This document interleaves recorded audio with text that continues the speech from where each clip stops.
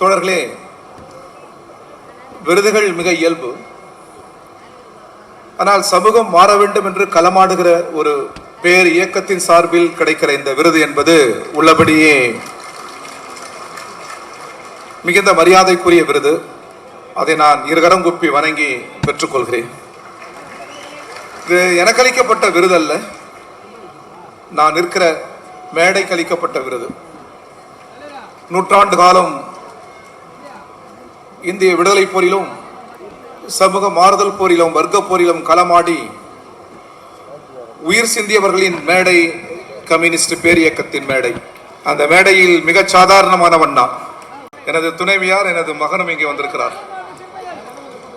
விடுதலை சிறுத்தைகள் இவ்வாறு விருது வழங்குகிறது என்று நான் சொன்ன பொழுதே 9ஆம் வகுப்பு தான் படிக்கிறான் என் மகன். இன்றைய தலைமுறை எவ்வளவு அறிவில் சிறந்த தலைமுறை என்பதற்கு அவரை போன்ற மாணவர்கள் உதாரணம். நீ என்ன சாதித்து விட்டாய், உனக்கு விருது என்று என்னை கேட்டான். இங்கே அமர்ந்து நின்று கொண்டிருக்கிறான் அவர். எல்லாவற்றையும் ஆழமாக கண்ணுற்று நீ அடிக்கடி சொல்வாய், 10 ஆண்டுகள் சிறை தண்டனை அனுபவித்த கட்சி தலைவர்கள் பெயரை சொல்லுவாய், தூக்கு மேடைக்கு சென்று திரும்பிய தலைவர்களை சொல்லுவாய், லண்டனில், ஆக்ஸ்போர்டில், கேம்பிரிட்ஜில் படித்துவிட்டு இங்கே வந்து ஒரு எளிய வாழ்வு வாழ்ந்த தலைவரை பற்றி சொல்வாய். அந்த தலைவர்களுக்கெல்லாம் கிடைக்காத விருது உனக்கு கிடைப்பது நியாயமா என்று அவன் சென்ற பிறகு என்னை கேட்பான். நான் சொல்வேன், அந்த தோழர்கள் சிந்திய ரத்தத்தில், அவர் சிந்திய வேர்வையில் ஒரு துளி நான். எனவே அவர்கள் சாட்சியாக நான் இதை பெற்றுக் கொள்வேன் என்று சொல்வேன். நண்பர்களே, தோழர்களே, மிக சுருக்கமாக நான் பேச அனுமதிக்க வேண்டும். நான் தலைவரிடம் அனுமதி பெற்றுவிட்டேன். தமிழக அரசியல் சூழல் உங்களுக்கு தெரியும். அறிவில் சிறந்த தமிழ் சமூகம், அரசியல் இயக்கத்தில் இருக்கிறவர்களும் அறிவில் சிறந்தவர்கள், அனுபவம் மிக்கவர்கள். நிலவுகிற சூழல், நிலவிய சூழல் நாம் யாரும் கணிக்கவில்லை. ஆனாலும் ஜனநாயகத்தை மதித்து நாம் சில முடிவுகளை எடுத்தோம். யாரும் எதிர்பாராத சூழலில் தாவேகா வெற்றி பெற்றது. ஆட்சி அமைக்க இடதுசாரிகளை அவர்கள் அணுகினார். சிபிஐ, சிபிஎம், விடுதலை சிறுத்தைகள் சேர்த்தே நான் சொல்கிறேன், நம்மை அவர்கள் அணுகிய பொழுது திமுக ஆட்சி அமைக்க வாய்ப்பில்லை, அதிமுக ஆட்சி அமைக்க வாய்ப்பில்லை, தாவேகா தான் ஆட்சி அமைக்க வாய்ப்பு இருக்கிறது. ஆதரவு நம்மிடம் கேட்டு விட்டார்கள். நாம் ஆதரவளிக்கவில்லை என்றால் ஒரு ஜனநாயக சக்திக்கான வாய்ப்பை மறுத்து விட்டார்கள் என்கிற வரலாற்று பழி. இல்லது அந்த சூழலை பயன்படுத்தி ஆளுநர் அமர்ந்து விட்டால் மக்கள் அதிகாரத்தின் மீது ஆட்சியாளர்கள், ஆளுநர் போன்றவர்கள் அமர்வதற்கு வாய்ப்பளித்து விட்டார்கள் என்கிற தீராத வரலாற்று பழி. எனவே மிக ஆழமாக அவரவர் அமைப்பாக விவாதித்து அரசியலாக நாங்கள் எடுத்த முடிவுதான் இந்த முடிவை என்று யாரும் எங்களை நிர்பந்திக்கவில்லை. மக்கள் முன்மொழிந்திருக்கிறார்கள், அந்த முன்மொழிவை நாம் வழிமொழிந்திருக்கிறோம். பீப்பிள் மேண்டேட், அதை நாங்கள் மரியாதை செய்திருக்கிறோம், அவ்வளவுதான். இதற்கு ஏதாவது நிபந்தனை இருக்கிறதா? நீங்கள் சொல்லுவது போல் சோபா, கல்லாப்பட்டி, ஒருபோதும் விடுதலைக்கு போராடுகிறவர்கள் அருகில் அந்த சோபா பெட்டியும் வராது, கல்லாப்பட்டியும் வராது, வந்ததாக வரலாறும் இல்லை. நண்பர்களே, தோழர்களே, முழுக்க முழுக்க அரசியலாக நாங்கள் முடிவெடுத்தோம். திமுக அதிமுக இணைவதில் என்ன பிரச்சனை என்கிறார். அது ஜனநாயக இயக்கங்கள் எப்பொழுது கொண்டாலும் இணையலாம், அது கேள்வி அல்ல. ஆனால் ஆளுநர் காய் நகர்த்துவதுதான் கேள்வி. காலதாமதம் செய்து அவர் வந்து அமர்ந்து விடக்கூடாது. இந்த நோக்கத்தை தவிர ஆதரவளித்து எங்களுக்கு வேறு எந்த நோக்கமும் இல்லை என்பதை இந்த மேடையில் இருந்து பகிரங்கமாக நான் பதிவு செய்ய விரும்புகிறேன். முழுக்க முழுக்க ஜனநாயகம் தான். எனவே நிபந்தனை இருக்கிறதா? இருக்கிறது. என்ன நிபந்தனை? செக்குலரிசம். உலகத்தில் வேற எந்த நாட்டிலும் இல்லாத பன்முகம் நிலவுகிறது. இந்த பன்முகத்தின் அடித்தளம் சார்பின்மை. டாக்டர் அம்பேத்கர் இருக்கிற அந்த மேதை, அவரை போன்ற மேதைகள் இருக்கிற அந்த திசை நோக்கி நான் இருகரம் குப்பி வணங்குவதற்கு கடமைப்பட்டிருக்கிறேன். உலகத்தில் வேற எந்த நாட்டிலும் பன்முகத்தின் அடித்தளமாக சார்பின்மை இல்லை. பல மொழி பேசுகிற நாட்டிற்கு எது மொழி? பல்வேறு இனங்களில் கூட்டிசேவாக இருக்கிற இந்தியாவிற்கு எது ஒரு தேசிய இனம்?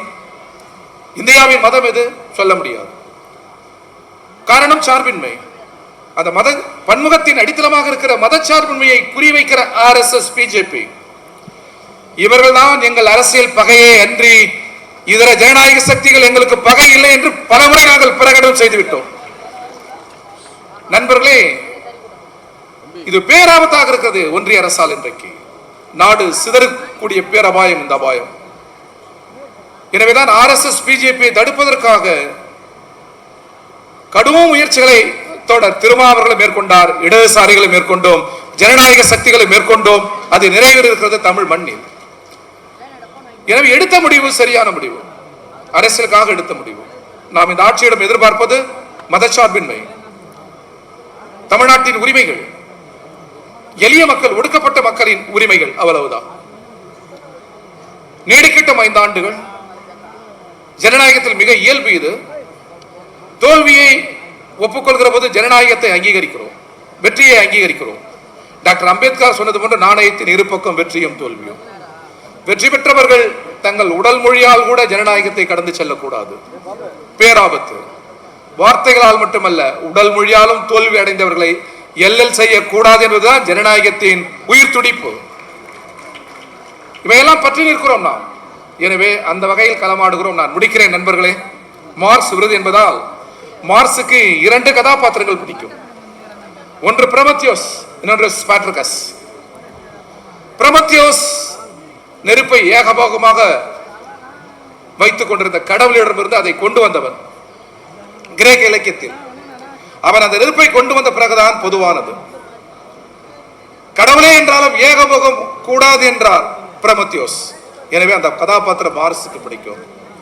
ஏகபோகம் எந்த நிலையிலும் கூடாது என்று சொன்னவர் டாக்டர் அம்பேத்கர், தந்தை பெரியார் போன்ற மேதைகள். எனவே மார்க்சை இந்த நேரத்தில் நினைவு கொள்ள வேண்டிய அவசியம் இருக்கிறது. ஸ்பாட்ரிகஸ் அடிமைகளின் தலைவன். அவனை போரில் வெல்ல முடியவில்லை.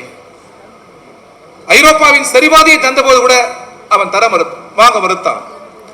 முழு ஐரோப்பா அல்ல, முழு உலகத்தையும் தந்தாலும் கடைகோடியில் இருக்கிற ஒரு கரிப்பின மனிதனின் கைகளில் பூட்டப்பட்டிருக்கிற அந்த சங்கிலி விடுபடுகிற அந்த காலம்தான் உண்மையான சொர்க்கம், உண்மையான வெகுமதி.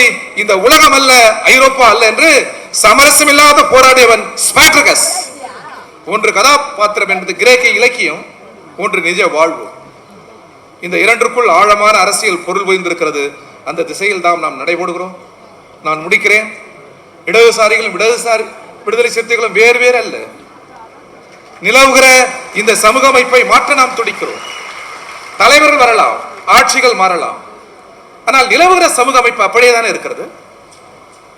தமிழ் மண்ணில் எவ்வளவு அறிஞர்கள், எவ்வளவு தலைவர்கள், எவ்வளவு சிந்தனையாளர்கள், எவ்வளவு பேர் இயக்கங்கள், எவ்வளவு அரசியல் தலைவர்கள் தோன்றி நற்காரியங்கள், அரசியல் அறநெறிகளை நமக்கு பதிவு விழுமியமாக நற்கொடையாக அளித்திருக்கிறார்கள். நாம் மதிக்கிறோம், அவர்கள் திசை நோக்கி வணங்குகிறோம்.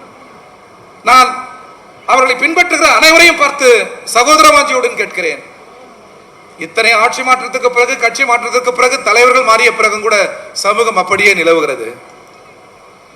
ஏழைக்கும் பணக்காரனுக்கும் இடைவெளி அப்படியே இருக்கிறது. ஒருவன் பிறப்பால் உயர்வு, இன்னொருவன் பிறப்பால் தாழ்வு. ஆண் உயர்வு, பெண் தாழ்வு. 40 கோடி பேர் உழைக்கிறார்கள். கூட்டு உழைப்பு, கருத்தால் கரத்தால் கூட்டு உழைப்பால் உருவாகிற அந்த செல்வம் தனியார் வழியில் இருக்கிறதே. இது என்ன பகுத்தறிவு? இது என்ன நாகரிகம்? இது என்ன சட்டமுறைமை? உலகத்தின் தலை சிறந்த நீதிமன்றம் இதை வேடிக்கை பார்க்கிறது. சட்டமன்றமும் நாடாளுமன்றமும் எளிதில் கடந்து போகிறது. என்றைக்காவது ஜாதி குறித்து சட்டமன்றமும் நாடாளுமன்றம் விவாதித்திருக்கிறதா? 40 கோடி பேர் உழைப்பதை 4 பேர் சுரண்டி மடியில் வைத்திருக்கிறானே, இது நீதியா? சட்டமன்றம் நாடாளுமன்றம் கேட்டதுண்டா? பிறப்பால் ஏற்ற தாழ்வு அறிவியலா, பகுத்தறிவா? தமிழ் அறிஞர்களும் பெரும் மேதைகளும் விட்டிருந்த கல்வி சாலையில் இதற்கான கேள்வி உண்டா? இல்லையே. அதற்கு ஒரு பெரியார் தேவைப்பட்டார், அதற்கு ஒரு இயக்கம் தேவைப்பட்டது, டாக்டர் அம்பேத்கர் தேவைப்பட்டார், இடதுசாரிகள் தேவைப்பட்டோம். எனவே நண்பர்களை, இருக்கிற பல்கலைக்கழகங்களை விட, கல்லூரிகளை விட மார்க்ஸ், அம்பேத்கர், பெரியார் என்கிற மகத்தான சமூக பல்கலைக்கழகத்தின் மாணவர்கள் லட்சக்கணக்கில், கோடிக்கணக்கில் சேர வேண்டும். நிலவுகிற சமூக அமைப்பை இடது பக்கம் திருப்ப வேண்டும். நான் நிறைவு செய்கிறேன். அதுதான் டாக்டர் அம்பேத்கர் எங்களோடு முரண்பட்டார், வாதிட்டார். கருத்து போர் நடந்தது. அது பகை முரண் அல்ல, நட்பு முரண், வளர் முரண். அவ்வளவு மோதி அவர் கடைசியாக இந்த தேசத்துக்கான திசையை அரசியல் சட்ட புத்தகத்தில் நிறுவினார். இந்த தேசத்தின் திசை எது? RSS, BJP அல்லது இந்தியாவில் இருக்கிற எந்த அரசியல் இயக்கத்தின் கொள்கைகள் யாராலும் சொல்ல முடியாது. அந்த மேதை உலகம் முழுவதும் இருந்து கற்று சொந்த அனுபவத்திலிருந்து மகத்தான இந்த தேசத்திற்கான திசையை நிறுவினார். அந்த திசை நிலவுகிற முதலாளித்துவம் அல்ல, சோசியலிசம் என்பதை டாக்டர் அம்பேத்கர் நிறுவி சென்றிருக்கிறார். அந்த சோசியலிசம் தான் லட்சியம். எனவே அந்த பாதையில் தான் விடுதலை சிறுத்தைகள் நடைபோட்டாக வேண்டும். கம்யூனிஸ்டுகள் நடைபோடுவோம், இதர ஜனநாயக சக்திகள் நடைபோடுவோம். இன்றில்லாவிட்டால் நாளை இந்த சமூகம் புரண்டு படுக்கும். நாம் புரட்டுவோம். நிறைவில் சமதர்ம வெல்லும், சோசியலிசம் வெல்லும், கம்யூனிசம் வெல்லும் என்று சொல்லி இதயபூர்வமான நன்றியை வாழ்த்துக்களை சொல்லி விடைபெறுகிறேன். நன்றி, வணக்கம்.